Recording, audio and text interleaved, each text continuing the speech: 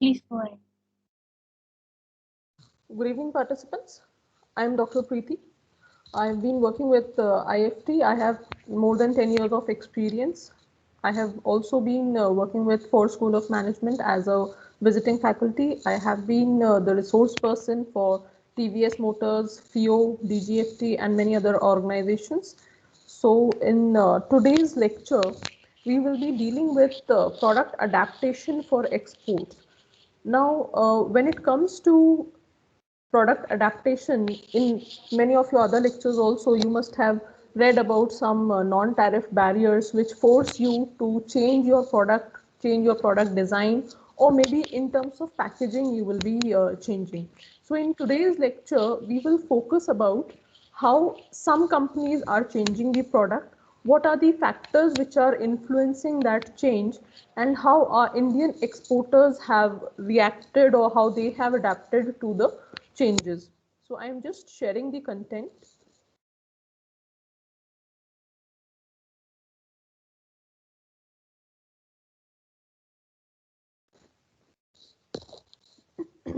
Is it visible? Yes, ma'am. Okay.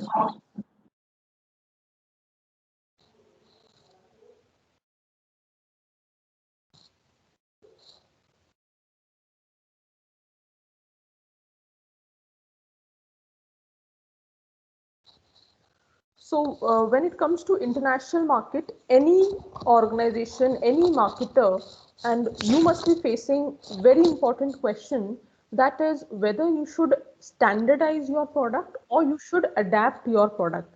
When it comes to standardization, you will find that if your product is very technical in nature, much changes are not required.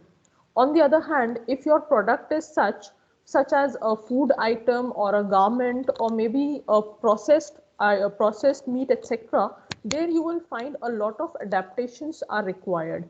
In case of FMCG sector specifically, I would say that consumers' consumption patterns, the societal influences plays a very important role in determining whether the product will be adapted or not. On the other hand, if your product deals into, if you are into B2B segment and you are exporting auto ancillary parts, or you are exporting medical equipment, there you will find a more, in most of the cases, standardization is being preferred, because across the world we find the technical products remain the same. Like if you talk about companies which are dealing into telecom sector as well, there also not much changes are required. The moment you are dealing with B2C specifically, higher rate of adaptation is being witnessed. So how do you decide that whether you should adapt or not, and at what level your product needs to be adapted? So first we will just try to create certain levels of the product. So when you are giving a product to the consumer, you are not giving just a product, rather you are providing a solution to the consumer. So always there are certain layers in your product. There is a core product benefit, the main important feature for which the consumer is buying your product. So in core product benefits, you will find that you are having functional features, the performance, the image, technology, and the perceived value. If you say that I will be selling a mobile phone, then your functional feature will relate to the camera, the megapixel of the mobile phone, the RAM of the mobile phone, the color of the mobile phone. On the other hand, when it comes to product attributes, there you will find it is the brand name, the quality, packaging of the product, design of the product, country of origin, size and color, price, and staff behavior. Now, staff behavior is more relevant for the product, and for the product in which you are dealing directly with the consumer, you are also handling the channel part. Or if you are providing a certain service to the consumer, then the staff behavior will come into picture. On the other hand, the topmost layer of the product is a support services, wherein we talk about delivery, installation, guarantees, after sale services such as repair, maintenance, and minor spare parts also. So on the basis of possibilities of standardizing elements, we find that the highest level is of the core benefit. The benefit will remain the same. Like if, like I just mentioned about the example of a mobile phone, if you are manufacturing it, the camera quality will remain same whether you export that product to Bangladesh or maybe to any European countries. On the other hand, when it comes to the size or maybe the color of the mobile phone, there you can do a lot of changes according to the customs, according to the country's preferences, or maybe you will find that because of certain climatic conditions also, you are forced to change the package of the product. And the last, related to delivery and after sale services, there you will find that the possibility of standardizing is very low. You have to do a lot of adaptation in this part in terms of support services. So what determines whether you will be adapting your product or you will be just standardizing is, there are broadly two types. One is mandatory factors and the other one is a voluntary factor.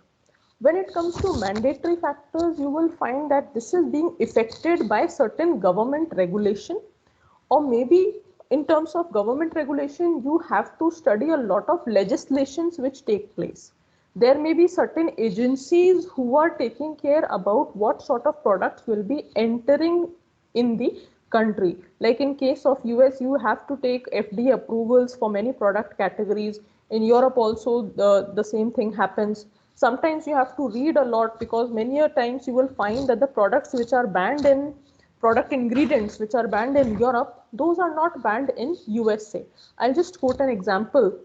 Product, if you are manufacturing a powder which consists talc in it, it is banned in European Union because of the carcinogenic or the dust part which the talc has in it. On the other hand, in US it is not banned. In most of the cosmetics, we see that parabens are being used. In India, it is not banned by the government as of now. However, because of Indian consumers' awareness, now marketers are being making awareness, making a lot of thirst on this aspect that my product is not having any containing any parabens. Parabens are banned in Europe. On the other hand, in US, we find that it is not banned, and in many products, specifically hair dyes, these ingredients are being used. Then your standards for electric current, like if you are exporting a electrical equipment, a mixer juicer, or maybe a television or radio, etc., in countries of Africa, there you have to study that what sort of electric current is available. Sometimes there is a fluctuations, accordingly you have to adapt, you have to change your product technology. And the last is about packaging and labeling requirement. In packaging and labeling requirement, we find that in Europe, in some countries, especially in the Nordic countries, there are stringent laws related to what will be the packaging material made of. So it is not about the container in which you are sending the product, but rather the product has a primary package also. So you have to see that what sort of regulations are there. Many a times we find that because of climatic conditions also, you have to change your package of the product. So I have given a quoted example, like there is a chemical by the name of triclosan, if you are aware of. Triclosan is used in hand washes also. In India also, many of the hand wash companies, I won't name the brands who are using it, but we find that triclosan is being used as an important ingredient in many hand washes. Triclosan is permitted and is very good in toothpaste category. But triclosan, when it is coming in touch with our hands, when it is coming in touch with our skin, there are studies which mention that it has carcinogenic elements. In some cases, it harms the nervous system of the individual. So I will just, if you remember, in case of Godrej launched a hand wash in India by the name of Godrej Protect. Initial days, they marketed this as their USP that their product do not have triclosan. But Indian consumers did not attach much value to it. So later on, we find that not much things on, they did not advertise this as their USP because of the illiteracy, or not much awareness was there among the Indian consumers. But in case what happens in European Union, in European Union specifically, there is a regulation related to this ingredient. 0.3% is being permitted in toothpaste, but in Germany we find that triclosan is banned completely. Then comes high fluoride content in local water. So again, this will have a implication on the type of fluoride content you will be using in your toothpaste. Then obligation is there to sell high fluoride content toothpaste in pharmacy in France. So if you are into a dental category wherein you are dealing with a specialized toothpaste, therein you have to see that whether your product will be able to sell through OTC category or it will be through your pharmacy. Then comes a stringent clinical test in France. So to take approvals, you have to put in a lot of data in this category. So I was talking about product packaging and labeling. So this is very important. Reason being, product package is not just a cover of your product. It not only gives you certain amount of protection from the climatic conditions, rather we find that in transportation also it gives you a lot of ease. Sometimes you have to design a package specifically to see that how the consumer or your buyer is using the product. Now you must have seen that over a period of time, packages of sauce and jams, etc., have gone under a lot of transformation. Have you all noticed?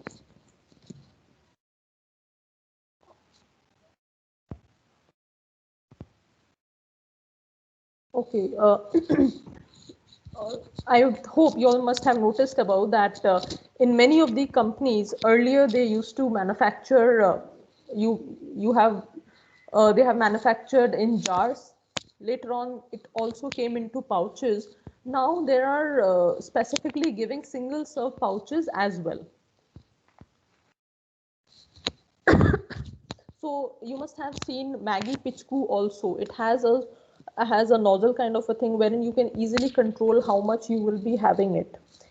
Then in cosmetic segment also, we have seen a lot of transformation in packaging because it also depends on the consumption pattern. How am I using the product? So as a company, as an individual who is going to international market, you have to study the consumption pattern, that how your consumer is using the product.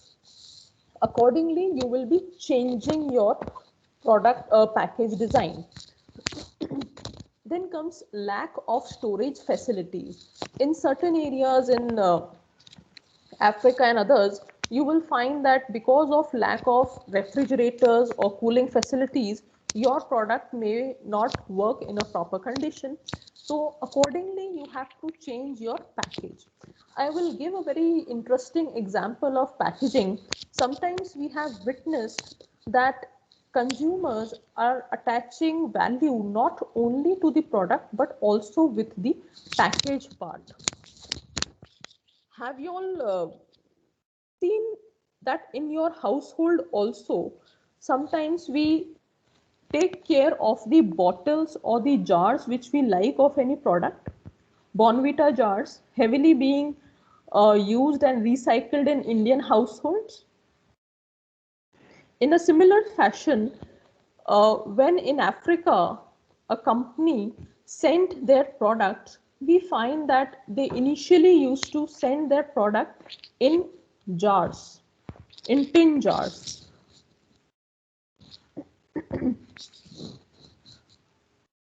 But later on, I'll just show you if possible, if it works.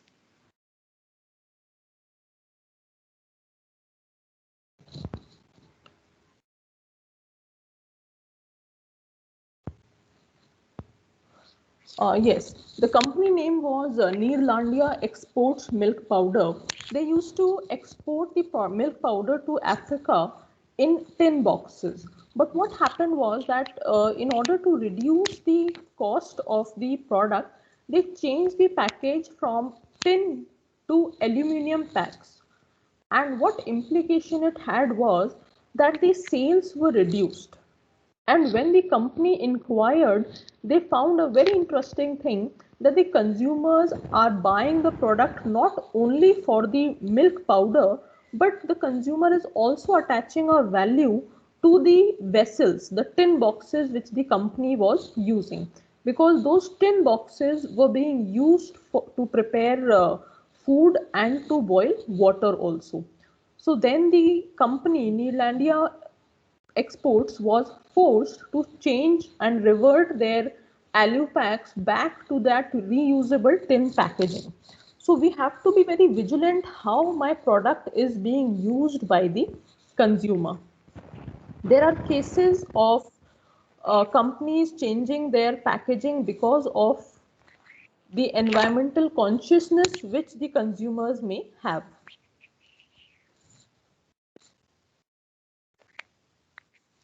So then comes promotion part. Your package is not only protecting your product, but rather it is also providing a lot of promotional value to your product. When you see a package, do you just throw that package, or by that package you also read? In case of products which deals with children category products, maybe it is a simple chocolate, toffees, or maybe toys, the packaging is very attractive, much colors are being used. By that you are providing a lot of information to the consumer. There is a lot of information related to pricing of the product, regarding how to use the ingredients of the product, from which country the product is being originated. And sometimes we find that you also educate the consumer how the product has to be used. Like if you are manufacturing noodles, you have to educate the consumer that how you will be preparing the noodles. If you are exporting the products in the European market, there you find that making noodles and other such items, they do not require much of training. On the other hand, in case the consumer is not very literate, they do not know about your product much, there you have to educate that how the product is to be handled. In packaging, you also sometimes mention about how the product has to be installed.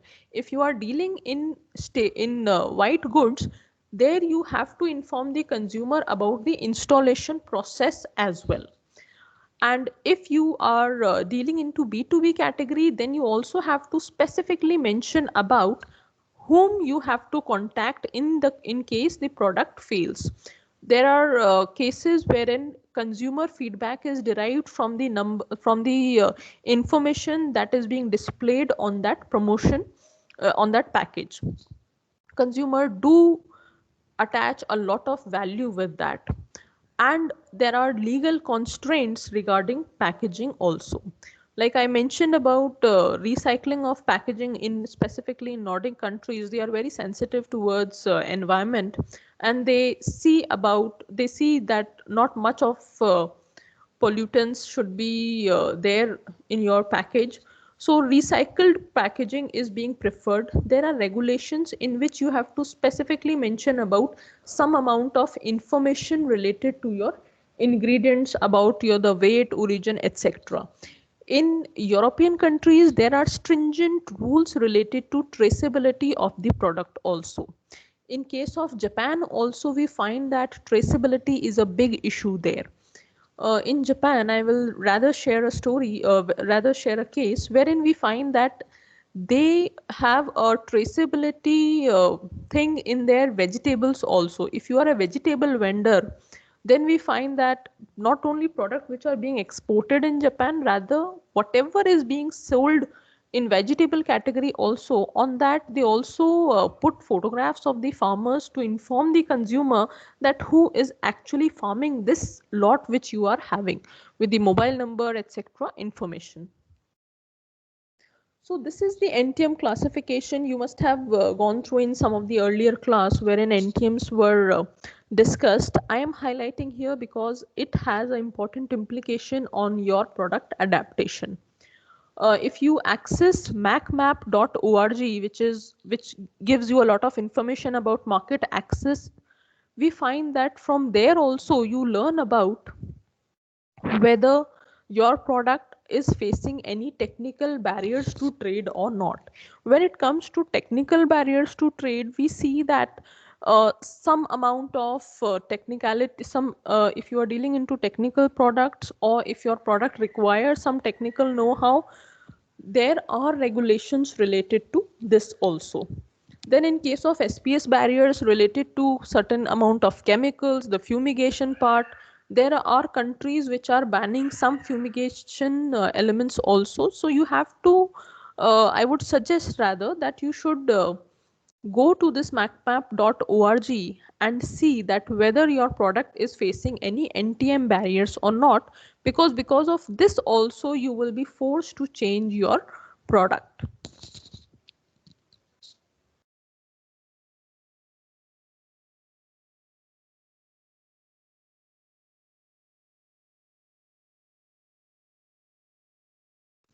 Then comes some voluntary factors which are influencing product adaptation. In case of voluntary, the companies have to do a lot of homework before launching their product in the country. Now the question arises that as a SME, as a exporter, or maybe as a new entrepreneur, I do not have much money to invest in research. I do not have money to go there for months and settle down and take my team also and then observe the consumption pattern. So to ease this part, we find that many research reports are already available. Maybe some are for free and some are on payment basis. And if you have access to certain databases like Statista and others, we can gain knowledge about the consumption pattern of a country also. Now, what is the consumption pattern actually and how it is being influenced? A culture of a country influences the consumption pattern a lot, and understanding of culture is very important for any company. When I say culture, culture is just not a single word, but rather it is being imbibed over a period of centuries, I would say. So when you are venturing in a specific country, you have to see their food habits, how they are behaving, what are the festivals which they celebrate, what are the colors which they are liking, and what sort of uh, I would say shopping habits, and how they are, the entire day of a consumer is being studied. Like, why this is important? This is important because culture or habits will be actually influencing your sales of the product. Like if you are exporting a pickle, if you are an exporter of pickle segment, how many countries are actually eating pickle? India is one of the prominent country where we are in a habit of having a bit of pickle in a very regulated amount in lunch and dinner, specifically with all the parathas, etc. that we Indians have. We have a habit of using pickles.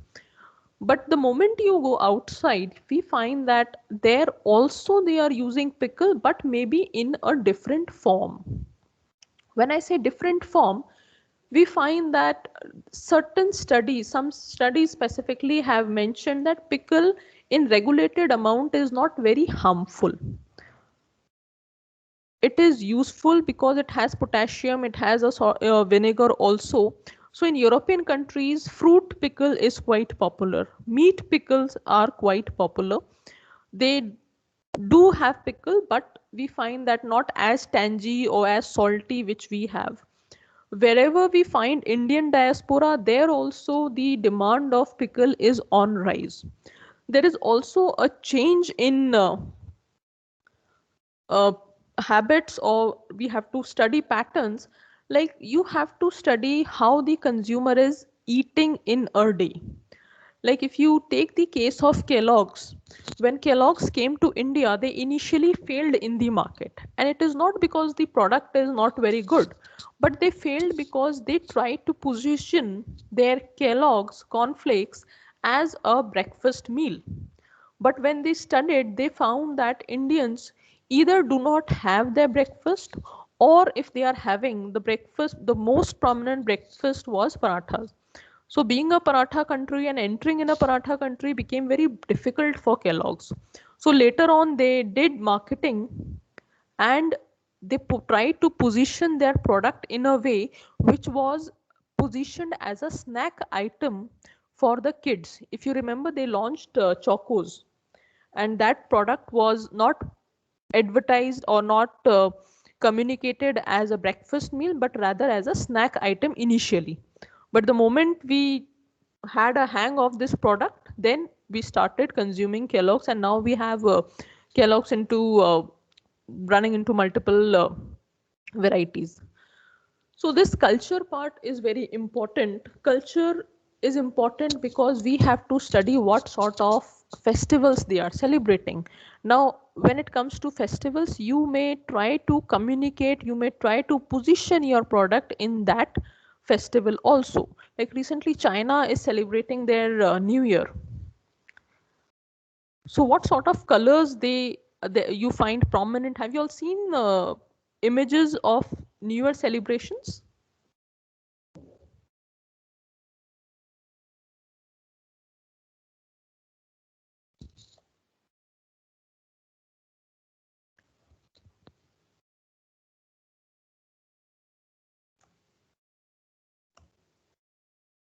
Yes, aroma, very good. Orange, red, and yellow. Red and instead of yellow, we find a lot of golden also. Red and gold color is very prominent in China, and it is referred and it is being related to luck. So we find that many companies will be changing the package of the product itself only to attract a specific community or specific in a country. Then comes local customs and traditions. Now, local customs and traditions, we have to see that what sort of family system a country is having. Are there any specific things or which the country is using as a gifting item? Like in India, we find Cadbury was positioned for children, but later on they studied how the Indians are using Indian sweets, rasgulla, barfi, etc., as an item to gift during Diwali, Raksha Bandhan, and Holi, and they tried to position their chocolates, dry fruits coated in chocolates, as a sweet, and it replaced to some amount that Indian consumers bought those as a gifting item during Indian festivals. Then comes consumer demographics. Consumer demographics is important because it will help you in researching what sort of products will be in demand in different countries. Like if you are sending a product, what sort of products will be in demand in Japan? What are the consumer demographics in Japan? Do they have a very young population?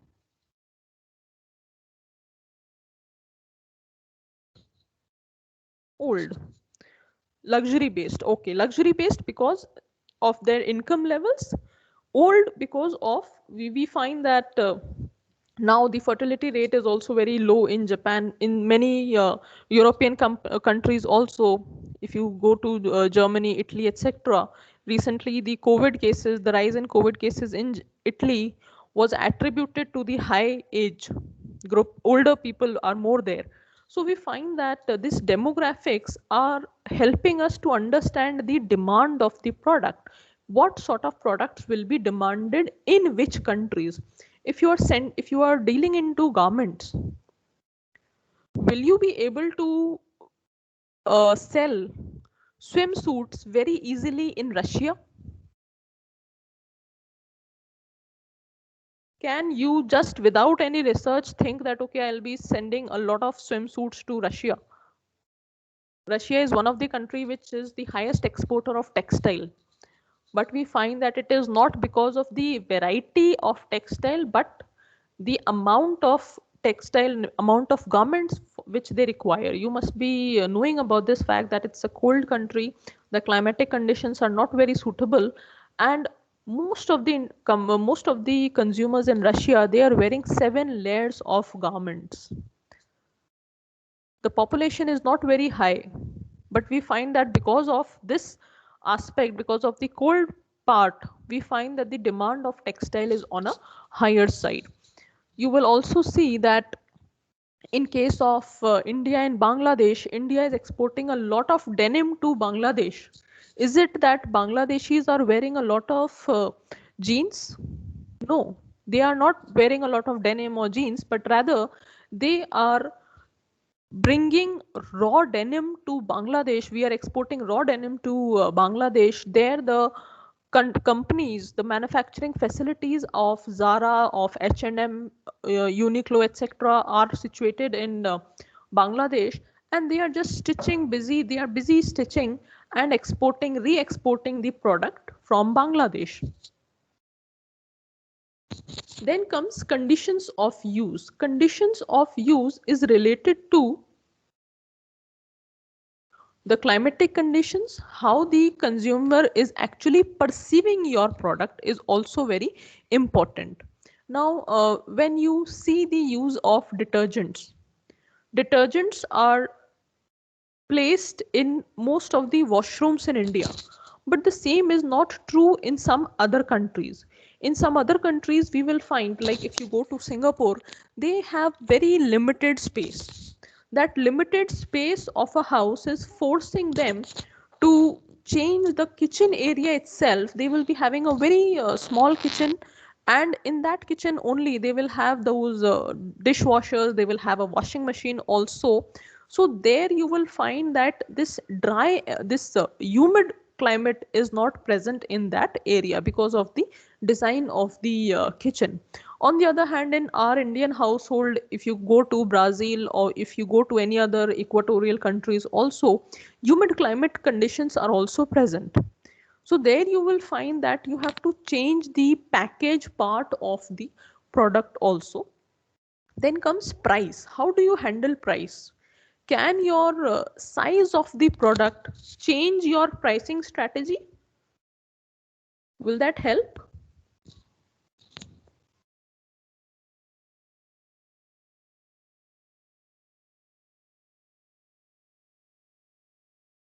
You may write in chat box. Yes, very good. So we find that if you are reducing the size of the material, there also you can change the price. If you go back to the recession time, 2008, 9, 10 onwards, we find that companies were struggling for their revenues. And they just cannot say that, okay, I'm increasing the price of the product. So what happened was they very cleverly, in case of soap category, they reduced the bar size of the bar by 5 gram, 10 grams. A bar of 100 grams got reduced to 90 grams only, and the price remained same. This helped them to gain the market share also and to sustain in the market. They were not running into losses. You can also think of some, if you are dealing in a product category which has some basic product and optional features, you may just reduce the optional features and give the benefit of better pricing strategy, better pricing to the consumer. These are certain consideration which is being used to see that how you have to adapt a product. First is the target market. Target market is more related to the consumer segment which you will be positioning.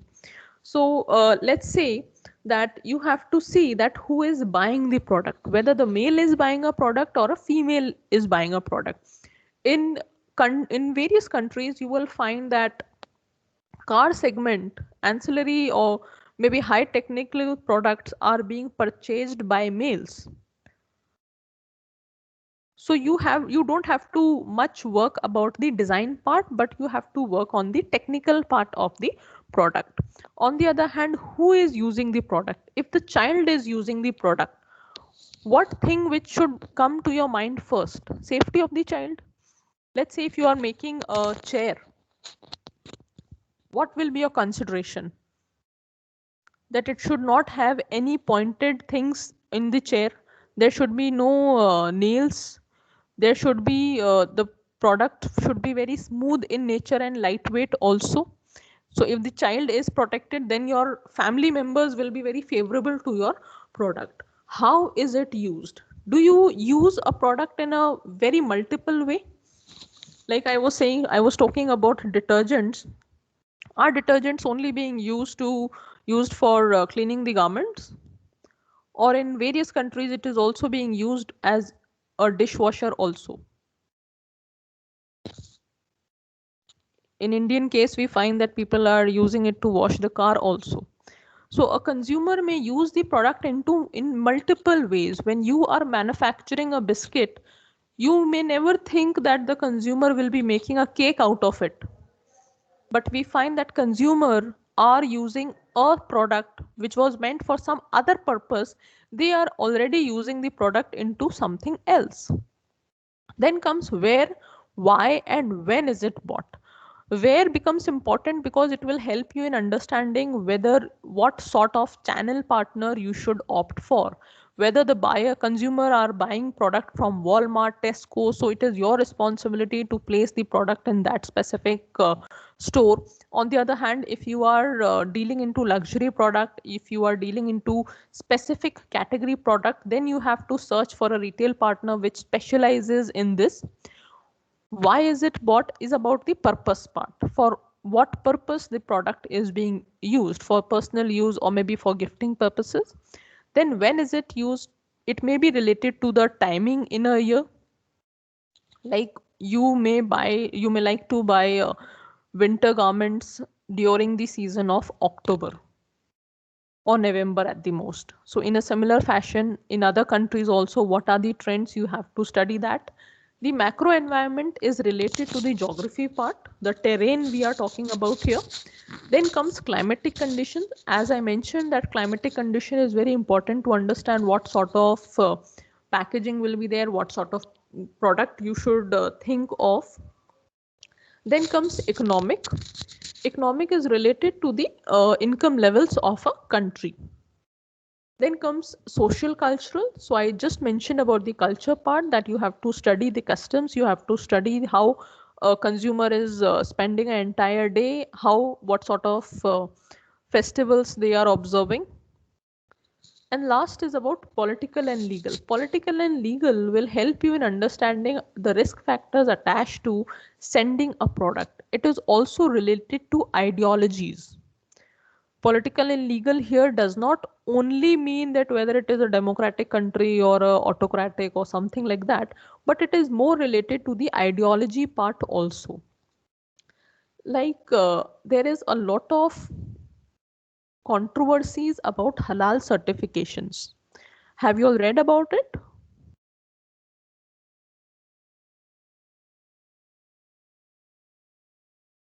Yes, Satyam has mentioned yes here. So we find that halal certification gives you a edge specifically in Islamic countries. But on the other hand, in some other countries, Mohit, you have raised your hand. Do you have any question?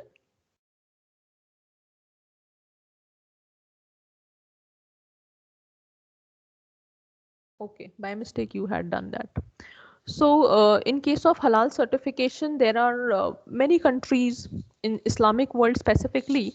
Your product gets a lot of attention if you have a halal certification. Otherwise, your product may not enter the boundaries of a country. And also, in countries which are not Islamic but have a much population is Muslim, there also we find halal products are being preferred. In other religions also, they are seeing this halal certification in order to see that whether many companies mention that their product do not have any animal traces, animal thing is not used in their product. So people get a lot of sensitivity. Somebody in the chat, someone has mentioned about a state government of India, how they reacted. But we find that it is not only about governments, it is also about people. In 2020, McDonald's acquired a halal certification in India, and certain groups specifically created a lot of hue and cry that the such a big MNC should not react to minor things. But these are not minor things. They are just trying to attract, as a company, your job is to attract consumers. They don't think about religion. They don't think much about what sort of uh, because they are giving just additional benefit. So McDonald's try to attract the specific Muslim community also, so that they are not left behind in enjoying their product. In fact, companies like Patanjali also acquired halal certification for their product in order to export their product to Arabic countries. I will quote an example of Korea. Korea is having less than 2% population of Muslims, but we still find that in their noodles, in noodle category also, they have taken halal certifications. And it is purely a company decision wherein they are trying to attract the consumers. Then comes government regulations. So your tariffs here I am mentioning because maybe because of the size of the product, because of the nature of the product, you are being charged a different tariff. Then comes labeling part. This we have already discussed. The patents and trademarks. Now patents will give you a lot of edge because you may have a monopoly over a certain technology. Then comes taxes related to the local taxes. Like earlier in Saudi, etc., we didn't had VAT. Now they have applied VAT. So accordingly, your prices will be charged. Then comes other factors related to the legislations part. There may be agencies which are looking after this part, wherein they are trying to trying to see that what sort of quality checks are being done. Then comes competition. In competition, you have to be very aware about the pricing part, because if you think about price, you just cannot go for a price which you think is appropriate. You have to see whether you have the local competitors are giving a better option. You also have to face the international competition in a country. So you have to be very vigilant what are the pricing levels in a specific market. Then comes performance part.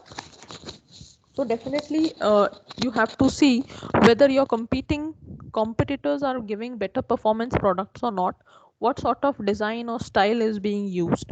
You also have to be very vigilant about the patent protection. Specifically, if your competitors are from China, there have been ample cases of patent infringement in case of Chinese competitors. Then comes brand name. Brand name have to be changed according to the language part also. So as a company, as a marketer, you have to see that whether your brand name does not, whether your brand name is communicating the right message or not. Sometimes in other languages, we find that the word is not being used in a proper way. Like General Motors went for a automobile by the name of Nova in Spain. But in Spain, Nova means does not go. So for a company which is manufacturing automobile, this does not sound good. Then in Indian case also, you must be able to recall there was a brand name called Zika which was being introduced by Tata Motors, but that they were forced to change the brand name of that company because Zika disease, there was an outbreak of Zika disease. So then they changed the name to Tiago. Then comes package and services part. So package you have to make very attractive. You have to differentiate it from your competitors. And then services, in some cases, specifically your white goods, we find that the consumer may not be only buying your product because of the product part, but because of the services part. If you provide better services, your consumer base will increase with time.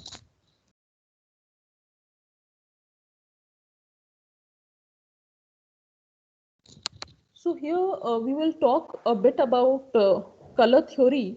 This color theory is very important. In chat box, I will also share a research paper related to colors. We find that in different countries, different colors have different connotations.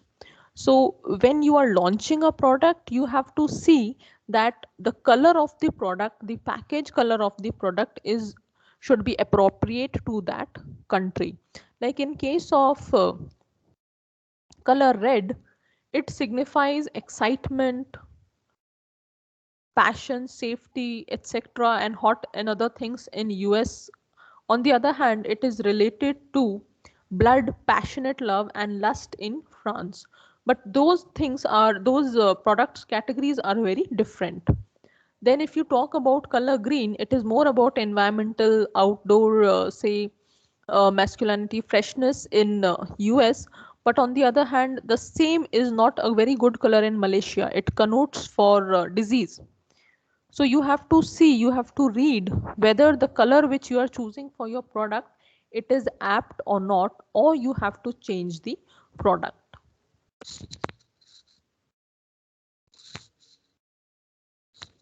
So this slide speaks about product usage, how the consumer is using the product.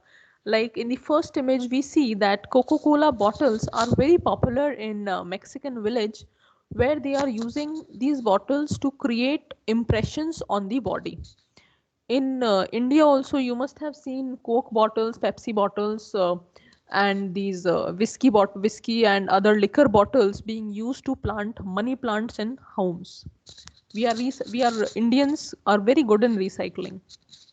Then when it comes to automobile, these are images of Africa, wherein a bike is being changed to something other. They are taking 3 people, 4 people on a motorbike.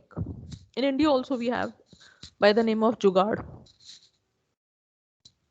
So this is a very popular case of Oreo. Are there any questions? You may write in chat box if required.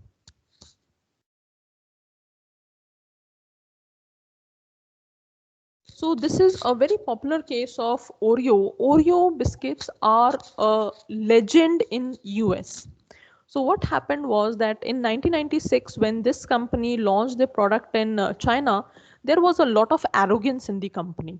And as a company who is arrogant, you are bound to fail. So you should be very humble whenever you are going to an international market. You have to see that whether the product will be liked or not.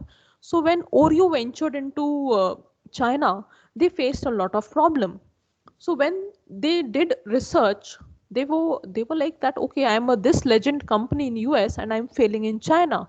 So what are the reasons? So when they did research, they found that for Chinese people, Oreo biscuit was too sweet and they do not like cookies or biscuits. So then they changed or adapted their product. They reduced the sweet content in Oreo biscuits. They also changed the biscuit into a wafer. In fact, Oreo did this for the first time, that they developed Oreos shaped in straw and wafers. And this is a classic case of reverse learning, wherein a product is being manufactured specifically for a country, but it got very popular and that same product was exported to other countries also. So that wafer or was Oreo wafers were also launched in Canada and it was an immediate success. And in product adaptation, instead of vanilla flavor, they also opted for green tea filling. Green tea is very popular in China. They are crazy about it. So Oreo did this adaptation, that instead of vanilla flavor, they opted for green tea filling. And they also divided the filling into mango and orange. When you have an American classic like the Oreo. This is a video case about the Oreo thing which I mentioned. Is the audio, is it audible?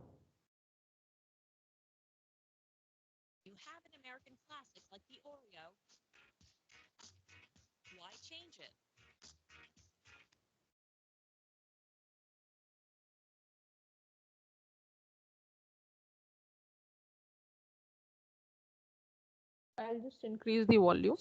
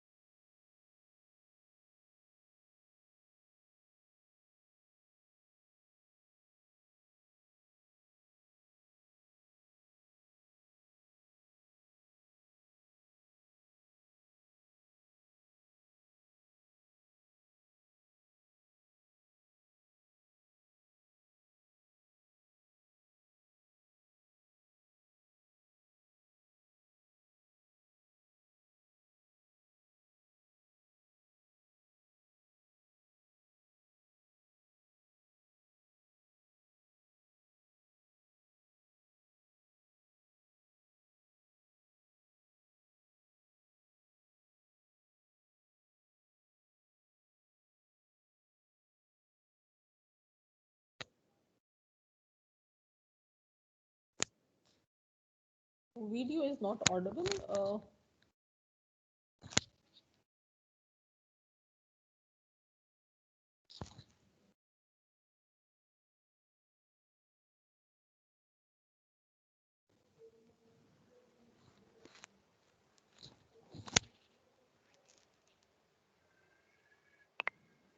Is it audible now? Why change it? For Kraft, the answer was simple, because after bringing the Oreo to China in 1996, sales started to sag.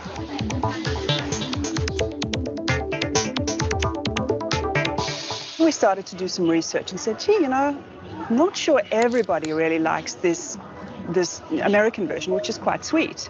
So we started testing alternatives, and it took us a long time and a lot of prototypes because we were trying to get exactly the right balance. And then Lorna Davis heads Kraft China. She says remaking the Oreo helped double sales in 2 years and made Oreo the #1 selling biscuit in China. That first variation on the original, one that looks the same but is less sweet. And here's the biggest riff on the original, the Oreo wafer stick. We discovered that the wafer market was very, very big here in China, and we didn't have an offer in wafer. And consumers really liked Oreo, but actually they like wafers. So we launched this product, which is a chocolate-coated wafer, and it comes in a pre-packaged product like this. Oh. And in 2006, this was the biggest single SKU or biggest single item in China. It's the product that made history for Kraft, not only because it's so different from the original, but because it's the first product developed in the China market and now sold in Canada, Korea, and Australia. I like the big front face. The hope is this kind of entrepreneurial spirit in local markets will spur Kraft's next big sellers. Automatic hit. People just loved it. Yes. Okay, let's give this a try.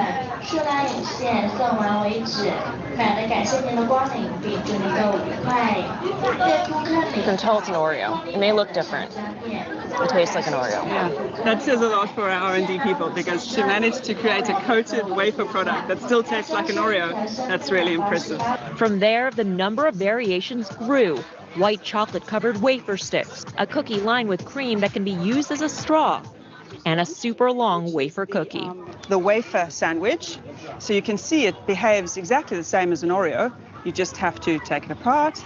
And of course, it's extremely dunkable. Kraft also came out with a smaller and more affordable pack of cookies. So one of the things we found was that there were many people in China who really liked Oreo, but their absolute available money at any time was not enough for a full pack of Oreos. Full pack of Oreos here is about 70 US cents. And so this pack is 35 cents, and it does particularly well in the second and third tier cities. So even that pricing difference, selling something for 35 US cents versus 70 US cents makes that much of a difference in sales. A very big difference. And to get consumers to try the new Oreos, a promotional blitz from in-store samples, which often result in immediate sales, to commercials that showed consumers the traditional American way of eating Oreos. From twisting the Oreo apart and licking the cream to dunking them in milk, all of it foreign to the Chinese consumer. And what I think is important with Oreo is that the ritual is on the surface of it about cookies and dunking into milk. The reality is many people, even Americans, don't dunk it, but it's a moment of connection. It's a moment of fun between parents and children particularly. Up next, China's Internet Battle Royale. You may be surprised who's playing. When you So this case, I also mentioned about price. So this case also discussed about price, wherein we find that because of the change in package, they were also able to get a lot of consumers because of the low pricing strategy.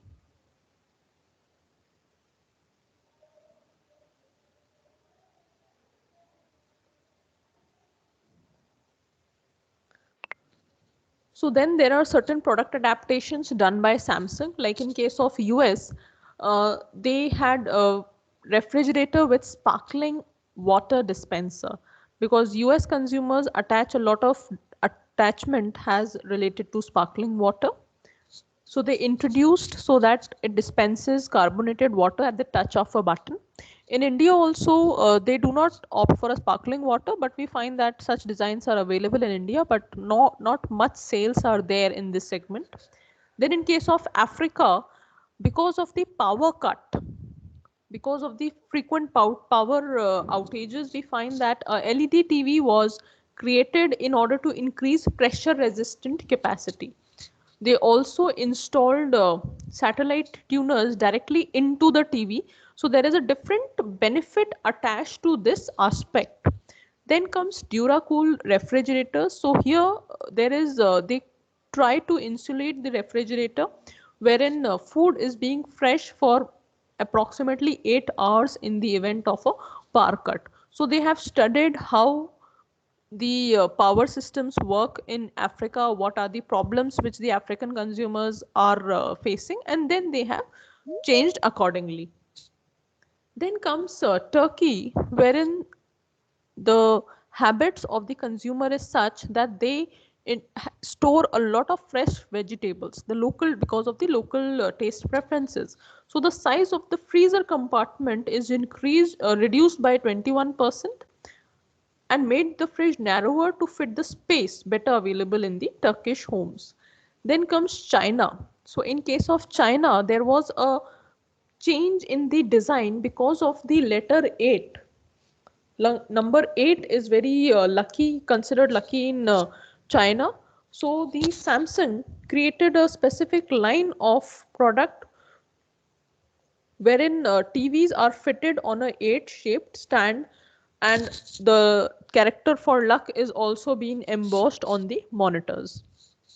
KitKat in Japan. In KitKat company, KitKat is available in a very limited flavors in India, but on the other hand in Japan, they offer approximately 300 different flavors, which includes all the possible fruits and other things which you can imagine. And the phrase which Japan use in for KitKat is Kitokatsu, which means sure victory. The brand name is being tampered with, and it has improved their sales because this Kitokatsu is being used as a gift item to wish people good luck, specifically in exam seasons and sending it to your loved ones. This packaging is being used. Then there is a product adaptation in cosmetic segment. In cosmetic segment, we find that Maybelline New York, they introduced this Maybelline Fit Me segment, wherein 16 unique shades in foundation category is being used. You must have seen that earlier times foundations used to come only in 2 or 3 shades, but now it is being increased.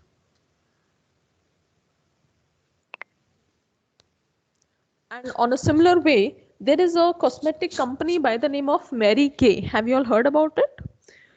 It's an international company exporting the product to many countries, but when they studied the consumption behavior in Latin America, they found that Latin American women have n number of multiple fragrances in their wardrobe. It is not just one. In India, we find that if a consumer, most of the consumers, if you buy a deo, it will run into at least a month or two.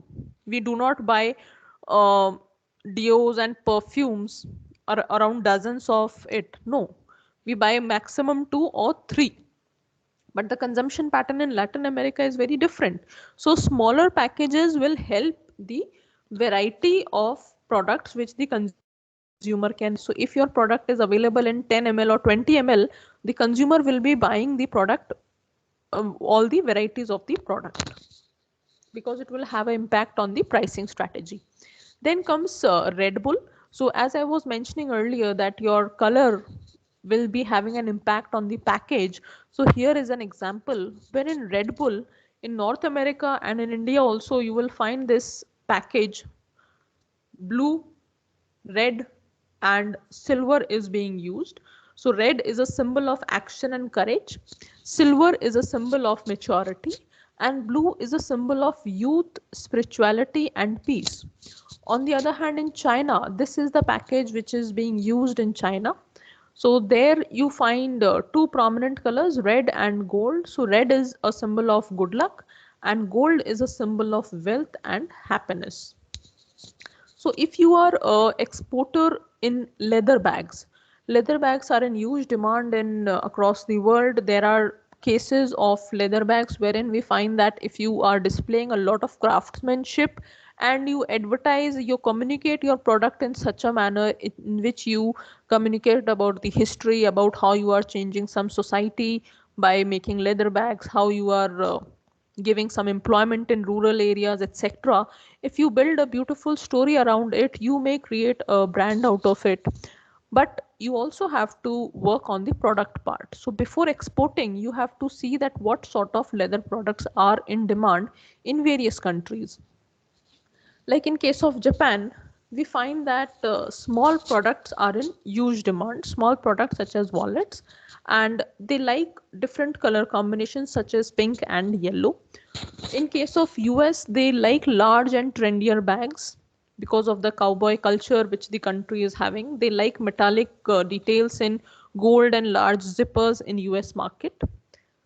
On the other hand, we find in Europe, silver is used in metallic details. The chain, etc. part is the metallic details. So there we find it is more popular for gold in silver.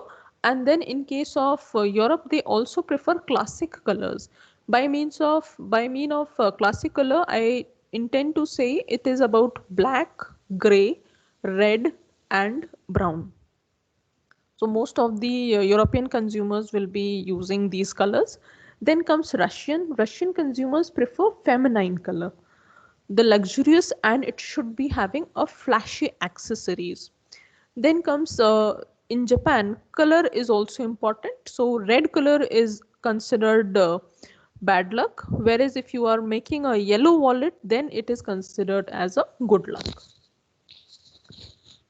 Some adaptations which is there for Indian market, like Whirlpool, they made a washing machine which was specifically made for Indian household. It was a series of semi-automatic machines. It requires less water in comparison to fully automatic, and it used to restart automatically after a power failure. Tupperware, they designed rectangular spice boxes, but then they also created round version specifically for Indian market. In an Indian household, you must have seen those steel spice boxes. So in order to replace that, they also designed a round version of the spice box. LG, and the same is true for other manufacture many other mobile manufacturer also, they launched cricket based games in mobile phones. because of our smartphones, now we are in a habit of using multiple calendars. We are also interested in what sort of holidays US is giving, UK is giving, Indian holidays are being used. But now companies are increasingly trying to attract Indian consumers by mentioning that this is more related to Panchang and all those things. A product category like dolls, it has implication on their design because of the culture part. So this Barbie doll, you all must have, you must be knowing about Barbie doll and how there are various versions of Barbie, and any popular female character in the world, and you will find Barbie will be making a beautiful doll inspired by it. Like for Aishwarya Rai also, it was being made. A Barbie doll was made for German Chancellor, for Merkel. So her face or her power inspired the makers of Barbie to make a Barbie specifically for them, and consumers of that country and other places also, they will be buying it. So such tactics will also help you in gaining a lot of marketing thing also. Then comes in case of doll, you have to study that whether that doll will be adapt, whether that doll will be able to adjust in a culture or not. Like in case of Barbies, they change the dressing, they change the skin color, hair texture, etc. according to culture. So in case of China, we find a red color traditional suit which the Chinese Barbie doll has is wearing. Then in case of Africa, the Barbie doll is being adorned with curly hairs. The texture of the hair is curly. And in case of Japan, the Barbie is wearing a traditional Japanese dress. In case of Syria, it's not Barbie doll, it's a other doll maker. They made a doll and they named it by the name of Fulla. And we find that the dress is traditional Islamic dress. Then you cannot have a, you cannot position your doll having a boyfriend in Islamic country. It may be forbidden. So we find that in US, the Barbie has a boyfriend by the name of Ken. But on the other hand, the Iranian doll Sara has a brother doll called Dara. So you have to understand that what sort of cultural elements I should imbibe in my product. There was a product failure in case of Nike. The images is not displayed, but I'll just share because they did this mistake twice. Nike designed a, yes sir, now target, Aroma has written something by including Frida. Yes sir. They are trying to include a lot of different countries, different communities also.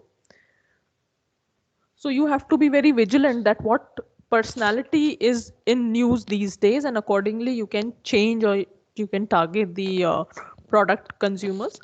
Then I was talking about this product failure by the company Nike, in which they introduced their product by the name of Air.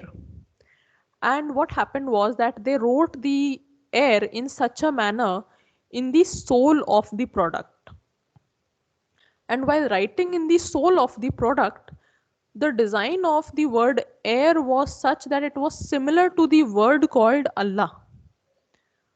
So then Saudi clerics filed a complaint. There was a huge case against them, and they were forced to withdraw their product from those countries. So you need to understand that whether your product is not harming or not harming any sentiments of a country or a specific community also. Sometimes it is not only the product, in promotions also we have witnessed that these things happen. Like in case of McDonald's, whenever McDonald's is entering a country, they study the consumer consumption patterns, they study the cultural part of the country very vigilantly. Like in case of India, they introduced this aloo tikki burger. you will not find this aloo tikki burger in Korea or Japan. But this aloo tikki burger was specifically meant for India, and they made it because they found that there is a lot of love attached to potatoes, and there will be a huge base if you create this.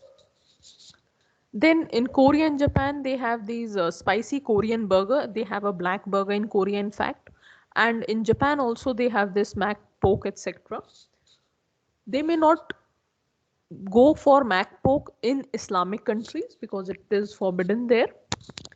I've also put an image in which it talks about distribution. You may be able to see that there is a segregation in this image, wherein male consumer is standing in a different area and female consumers and children are standing in a different area.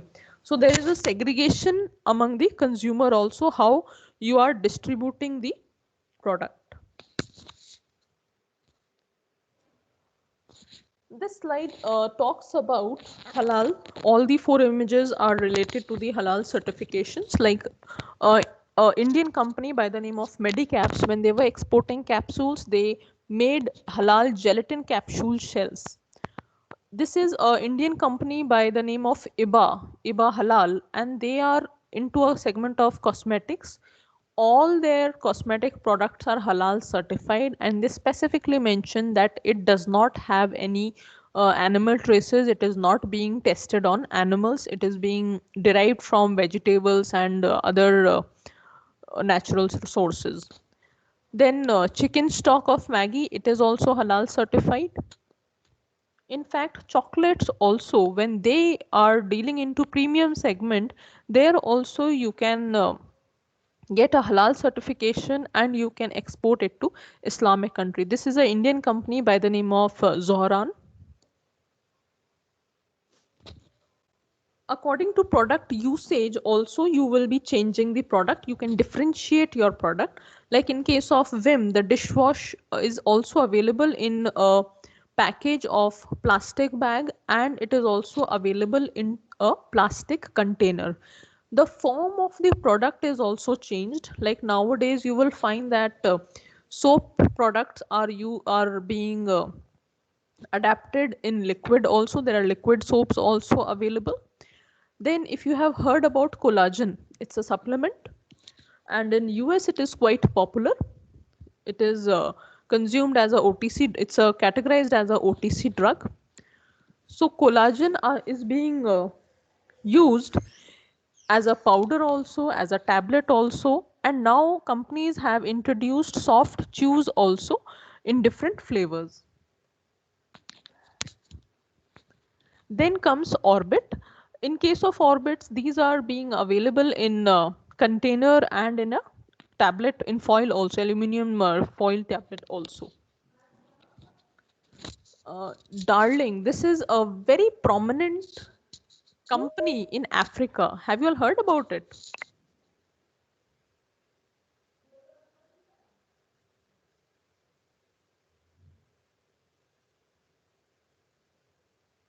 This brand Darling belongs to Godrej. And if you see the patterns, difference between African women consumers and Indian women consumers, Indian women consumers may not buy hair extensions very regularly. They would like to color their hair for more permanent texture. On the other hand, African women like to experiment a lot with their hair. They are quite obsessed with their textures, with the designs of the hair. So there you will find there are many companies, not only Darling company. This brand name is being owned by Godrej. They are giving the benefit of hair extensions. The product are hair extensions and into various textures. In the image you must be able to see that what colors, what sort of various textures there are they are providing. They have Brazilian, Peruvian, Malaysian and Mongolian, and in different colors also. So it will depend on the consumers that what sort of look, what sort of hairstyle they would be preferring in their buying pattern. So now we will be discussing some Indian cases. in case of India, we find that if you talk about export, many companies are opting for a trade part, trading of commodities. But on the other hand, there are many companies who want to make their company into a brand. So when you are thinking about making your company in a brand name, you have to achieve or you have to go an extra mile.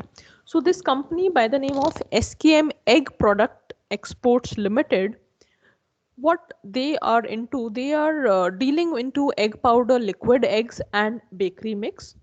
So the brand positioning is thinking out of shell to make their export very attractive and to mention that we are an international company. They have a technology collaborator to set up a egg processing plant by the name of Belovo SA. Then they also got certified in ISO 22000 and halal to make quality egg products. They also have sophisticated instruments. They also have a assured lab and it is ISO certified. They also have done backward integration. Now, when you talk about backward integration, you are actually trying to ensure that the raw material which you are using, it is of good quality. There are no safety concerns attached to it. So they have their own layer farm and feed mill, and the poultry farm is also ISO certified. When you have these certifications with you, you can boast of lot of safety, quality, etc. Then comes effluent treatment facilities also there. So they are reusing a lot of water also. So this company was awarded the category leader in key export markets. They also have an office in Japan. So when you have offices in multiple locations, that gives you the benefit of perception among the consumers that you are an international company. Now this curious case of rice. Rice is very is a staple food in some countries. It's a very versatile commodity. It's a versatile cereal wherein we find that in initial days, Europeans were not very attracted towards this product category. But later on, due to globalization, due to a lot of traveling, in 80s, this rice category became very important for Europeans. Now they are having two broad segments. One is untreated normal cooking rice and treated fast cooking instant rice. So Indian exporters are paying a lot of attention to this treated fast instant cooking rice. So there is a difference in Europe. So I would not say that okay, entire Europe is very attracted towards this, because there can be regional and country wise differences also. So if you see the South Europe, traditionally they prefer sticky wet rice for the preparation of risotto dishes. Risotto dishes, have you all heard about it? In Indian restaurants also risotto is being served. Risotto is a Italian word.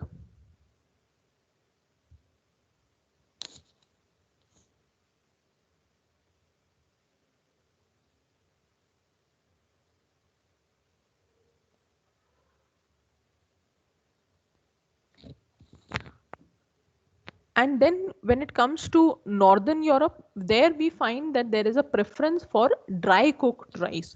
So there is a very important thing wherein societal preferences has to be studied properly, and we accordingly manufacture and adapt our product.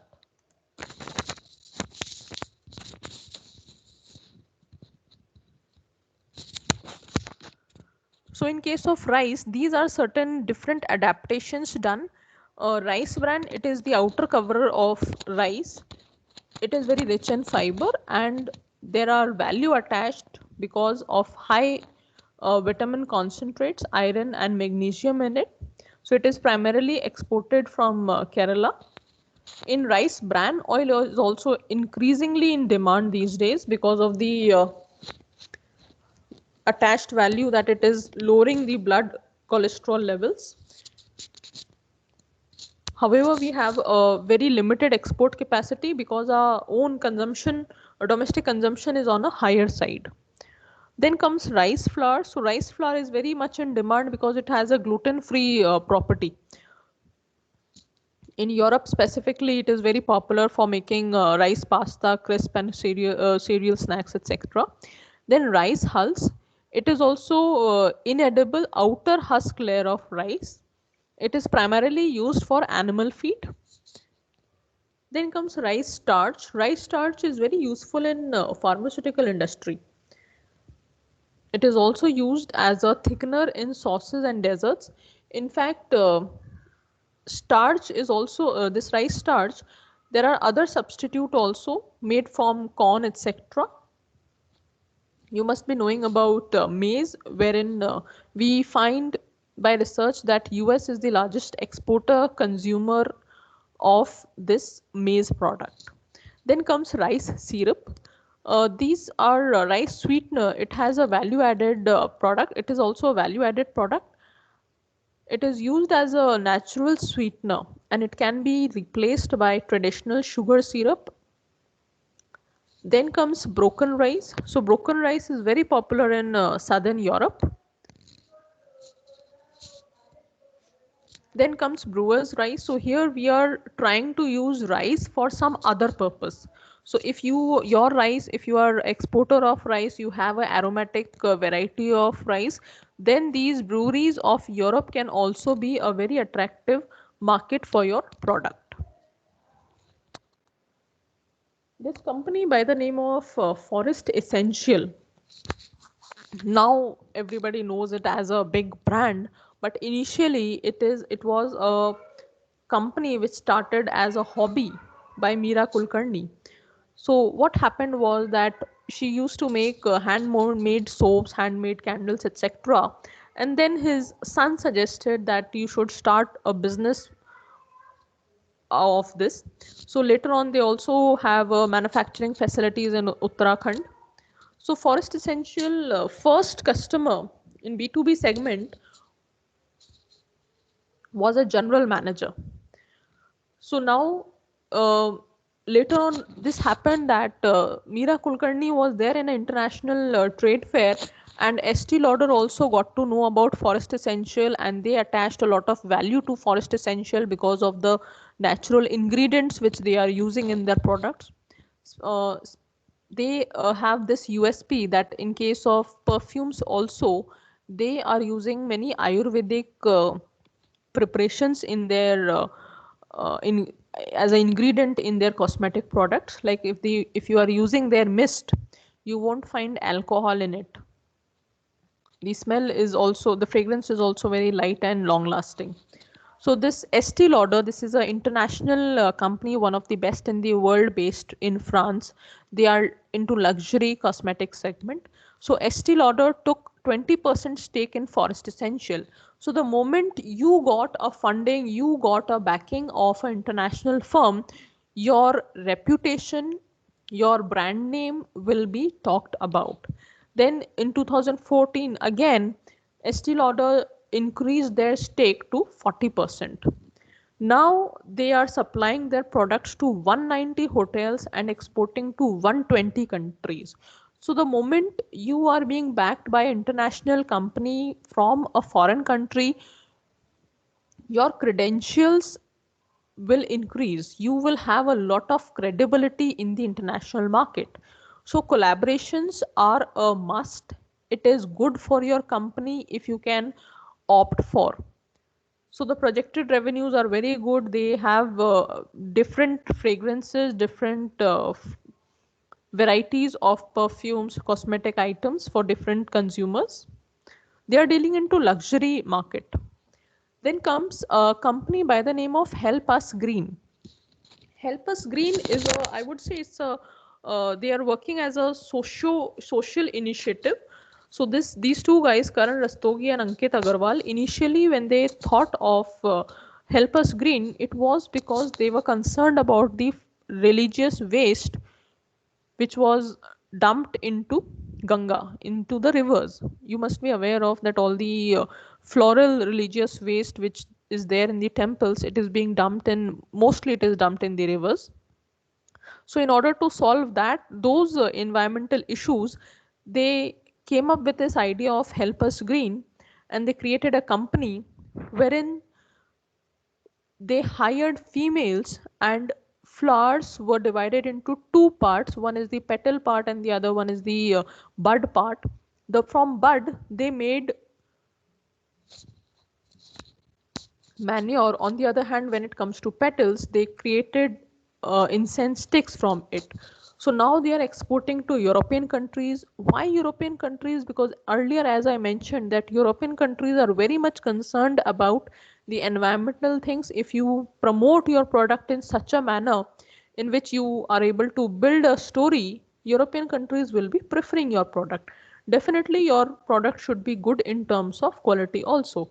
So 100% organic product is there with a bit of divine in it, with a bit of divine meaning that only those flowers are being used which are being offered to the Lord in the temples, because the raw material is being derived from the floral waste of the temples in UP. So these are products which are made from sacred flowers. They are handcrafted. They are charcoal free incense, organic. And later on, when they set up a R&D facility, they came up with a flower cycling technology, and they also made a biodegradable packaging material called styrofoam. This may replace thermocol if they are able to commercialize in a proper manner. If you see the packaging of their export product is also very attractive.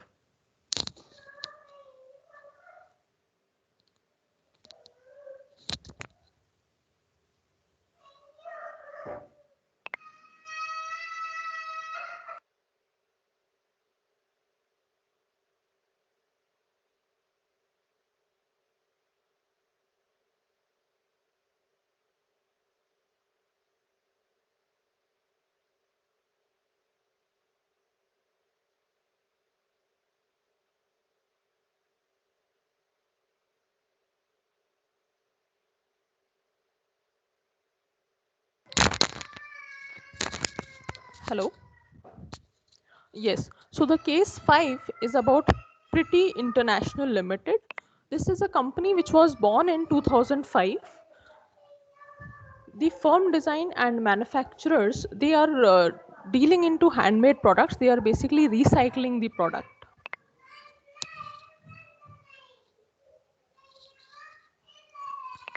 So they are dealing into furniture which is being made from drums, old military jeeps, tractor parts, waste machine parts, old scooter and bike lights.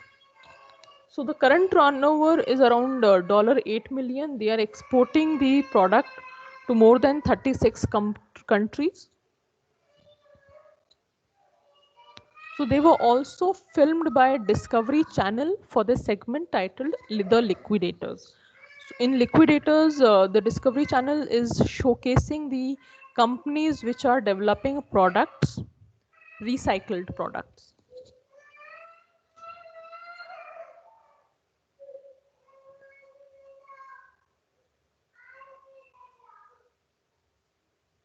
Then comes the case called the healthy pickle.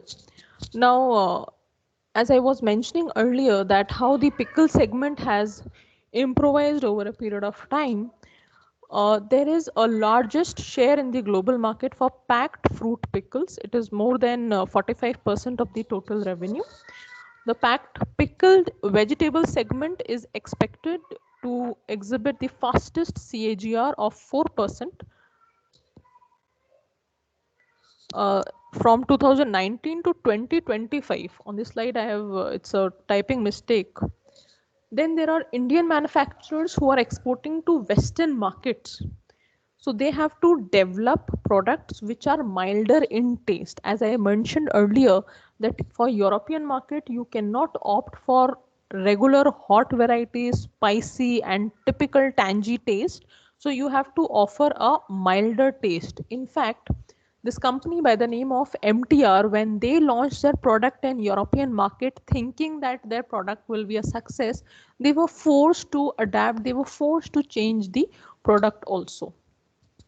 Then comes then similarly, many food products, you have to mention about the caloric value and nutrition information, which you may not be required in the domestic market. So this element is more related to the packaging part. So in US, they have the largest share in the global market, more than 44% of the total revenue. In the regional market, we have to retain that there is a lot of increasing popularity for pickled cucumber and olives across US and Canada. In terms of pickled, you will find that wherever we have a population of Indian consumers, there is a lot of demand. From India, most of the export is being done by to US, UAE, Saudi Arabia, and other countries. So in April 2018, there is a company by the name of the Pickle Juice Company. It's a US based company. So they introduced a sports drink, particularly for women athletes, and they even spearheaded the Pickle Juice Pro Cycling team. So this is a mix of product strategy and a promotion strategy also. Mighty Fine Foods, they introduced a single serve pickle in a pouch product called the Mighty Pickle in September 2019. So when you are exporting, you have to see that who is your consumer, what they are using, how they are using. I will give you inputs related to this jaggery business also. In post-COVID scenario, there are research which mentions that now the sugar consumption will be reduced and the jaggery consumption will be increasing because of the medicinal properties also. So white sugar consumption is being decreasing over a period of time. So in next 5 years, the consumption, the export of jaggery will be on a higher side. So for jaggery also, there can be certain adaptations. Like now, there are companies which are working on different form of jaggery. Instead of, like in India, we have these formless jaggery. So you can make cubes of jaggery also, which is easy to consume. You can opt for a packaging which is more attractive. It can be done in a tin container or a plastic container. Cubes are being placed there. But then you also have to work that if there is a heat, it shouldn't melt. The form of the jaggery cubes should be in a proper shape. Then comes Jaipur Rugs. This is one of the companies which I consider it highly because they have changed a social revolution. They have changed how the Indian rural women is being perceived in the international market. So they are one of the largest manufacturers of hand knotted rugs. So it was set up in 1978 by Mr. Nand Kishore Chaudhary ji. They revolutionized this business because it's a new business model working directly with the artisans and uplifting their lives and communities. So they all their rugs are being made by rural women. So what they have done, if you are able to see these four images, they have done a product adaptation. The two carpets are having oriental designs. So these two products can be sent to Islamic countries. They may be very popular in Asian, but it is not suitable for the European markets. For European markets, they have come up with designs of abstract or geometrical designs. The colors are also subtle in nature. In 2018 also, one of their weavers, a weaver from village Bimla Devi, got rewarded as a German Design Award Gold. So she was the winner, and they also have a office in US. So office in US is being done because perception, as I mentioned, that you also have to deal with the perception of your consumers. So now it is seen as an international company. of course, the brand name, the Jaipur remains there, but we find that because of the offices, because of the subsidiaries, your company may be perceived in such a manner. And now this company has done tie-ups with leading designers.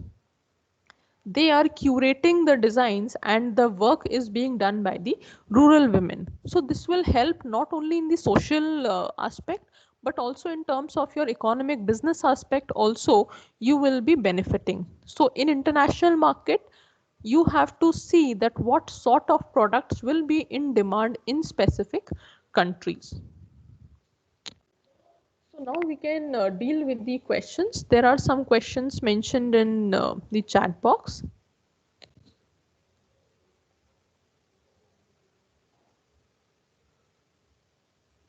Participants, you may write your questions also in the chat box.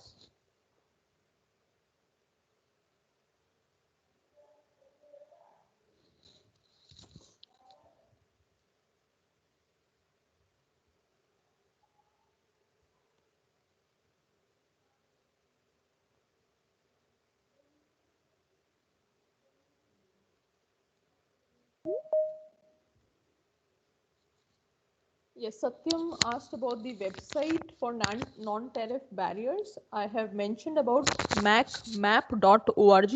There you have to write the HS code, the exporting country and the importing country, and then you will get all the non-tariff barriers.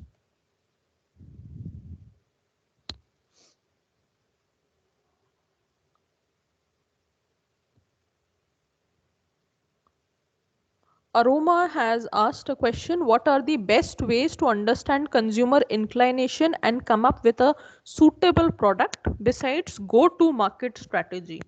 So you have to do a lot of research related to this. In research, I would suggest you can opt for Scholar. I'm writing the link in the chat box. Scholar.google.com.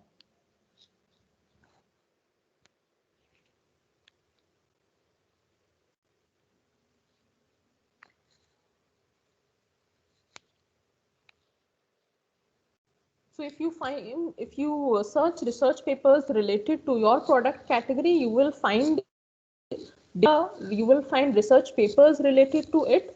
Specific country-wise data you will get on Statista.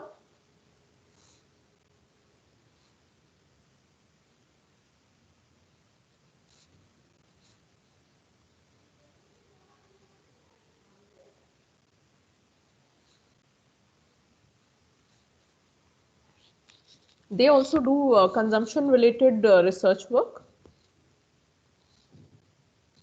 It's a database.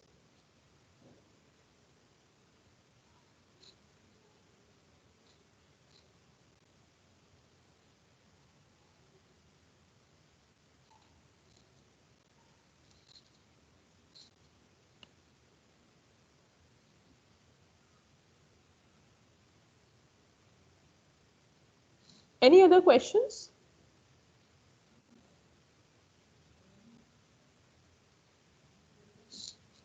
I'm also writing some other databases which you may access.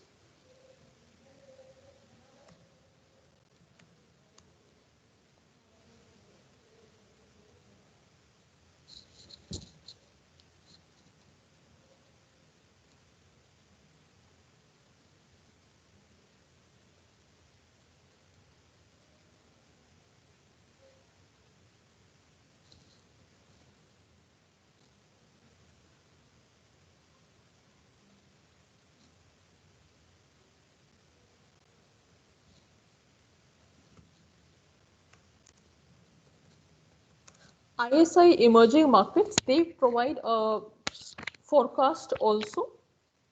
Besides this, if you are interested into free information, you may opt for databases or report research done by APIDA if you are dealing into it.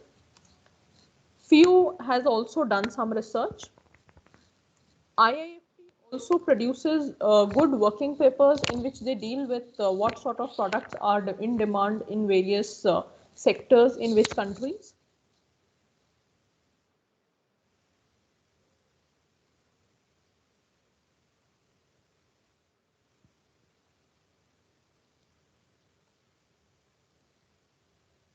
If you can get data from CMIE, they also provide data not only related to the exports but also what are the trends in the international market.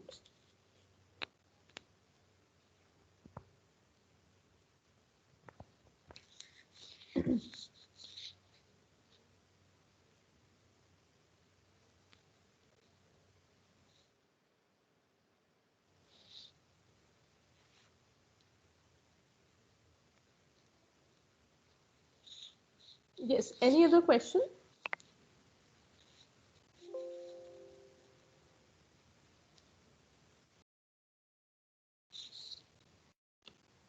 Mohit Srivastav, are you writing a question?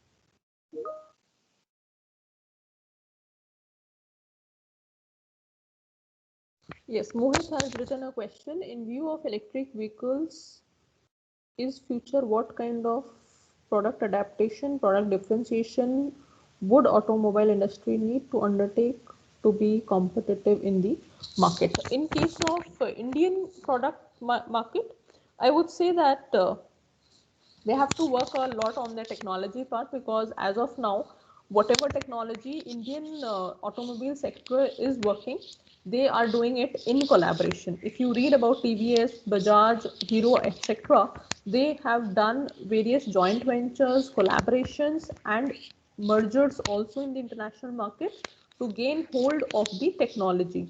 In worldwide market, there is a company by the name of NIU from China, which is at present doing very well in electric scooter segment.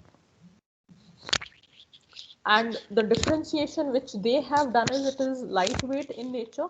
Most of the time, the problem which the companies, which the consumer face is how to charge their product, how to charge their scooter or car. So some companies in two-wheeler segment, they are giving the option of, for that they have a different business model, that you just go to a specific location, change the battery, it will take only 10 seconds, load your bike with a new battery and then you can move on the go. On the other hand, in car segment, companies like Tesla and others, they are focusing first on the battery part, that they should be able to provide battery with a good backup. The battery should be such which takes less time and more, and it should perform very well. So these are not much adaptations would be done for international market, but in case you are venturing in a market which is very nascent market, then the adaptation will be on a higher side. Because like if you talk about Indian market or Africa also, the product will have to adjust with the roads, the working conditions. If the country is such which is dusty in nature, the Indian roads are very dusty, they have a lot of potholes also. So whether the speed limits of the electric vehicle will be accordingly, there can also be changes related to the battery part, which will be the most crucial for the success of the electric vehicles. So they have to make product adaptations for battery, which will be the most important feature to make their product competitive.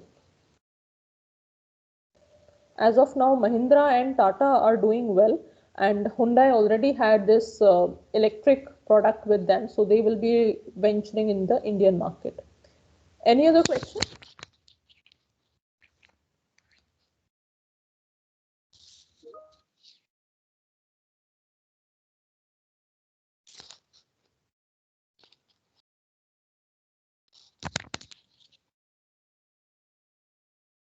Okay, participants, all the best and thank you for listening to me. Thank you.